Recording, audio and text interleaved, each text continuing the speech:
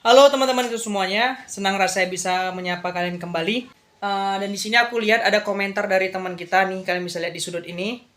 Nah, dia bertanya, apa yang menyebabkan manifold bisa naik dan turun? Nah, aku akan bahas secara eksklusif di video ini, dan aku harapkan kalian sudah klik tombol subscribe, dan kalian aktifkan notifikasi agar kalian tidak pernah ketinggalan video-video terbaru dari Buya Channel ya. Baik, jadi kalau kita membahas kenapa jarum manifold itu naik dan turun. Ingat, manifold itu adalah sebuah alat ukur pada AC, di mana dia bisa kita mengetahui berapa tekanan PSI pada AC tersebut. Contoh misalnya R32 130 PSI dan R410 dia sama juga 130 PSI, berbeda dengan R22 dia 80 PSI. Nah, di sini aku akan tunjukkan sama kalian bagaimana bentuk manifold ini ya pada gambar berikut ini. Nah, kalian bisa lihat kan pada bentuknya, manifold itu ada jarumnya. Jadi kalian tinggal baca aja pergerakan jarumnya. Dan nanti ada beberapa selang yang harus kalian bisa pahami, mana selang masuk dan mana selang keluarnya.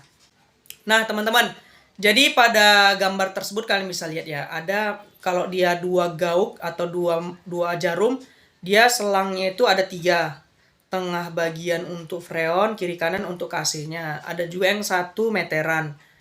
Makanya kalian harus paham dulu mana yang bagian untuk freon, mana bagian untuk masuk ke AC sebagai untuk pengukurannya.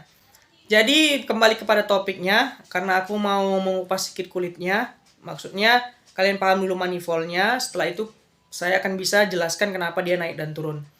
Kalau misalnya dia naik dan turun hanya pergerakan kecil, itu biasanya dipengaruhi dari kerja pistonnya yang mungkin ada sebuah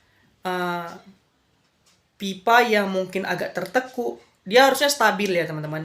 Kalau dia bergoyang kali, mungkin ada pengaruh pipa tertekuk, tidak divakum, dan juga ada beberapa faktor lagi mungkin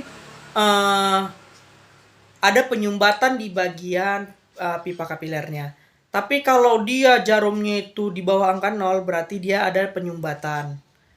Tapi kalau tadi yang bertanya dia naik turun, biasanya naik turun itu disebabkan karena adanya pipa yang tertekuk atau panjang pipa yang terlalu melebihi dari kapasitas. Misalnya melebihi dari 15 meter mungkin pengaruh ya. Tapi pada dasarnya kalau hanya pergerakan kecil tidak masalah. Mungkin itu sih yang bisa aku kasih masukan seputaran kenapa jarum manifold naik turun. Kalau naik turunnya hanya sedikit tidak masalah. Terkadang pun mau juga dari faktor manifold yang kurang bagus. Makanya kasih manifold yang oke, yang bermerek dan harganya yang mantep lah. Jadi memang kualitasnya lebih bagus ya pembacaan jarumnya. Yang pastinya dipastikan jangan ada yang tersumbat atau pipa tertekuk karena mempengaruhi jarum manifold jadi tidak stabil. Tapi kalau mesin AC dingin dan pembuangannya ngalir berarti tidak mempengaruhi. Naik turunnya itu memang karena proses sirkulasi dari kompresornya. Karena kompresor ini pun semakin dia berusia, daya press dan hisapnya pun mau berpengaruh ya teman-teman. Oke, mungkin itu saja yang dapat saya sampaikan. Senang bisa memberikan edukasi dan juga memberikan hal-hal yang bermanfaat untuk kalian. Dan besar harapanku kalian tidak lupa untuk klik tombol subscribe dan aktifkan notifikasinya. Oke, sampai jumpa di video tanya jawab selanjutnya. Jangan lupa like, komen, dan subscribe. Dadah!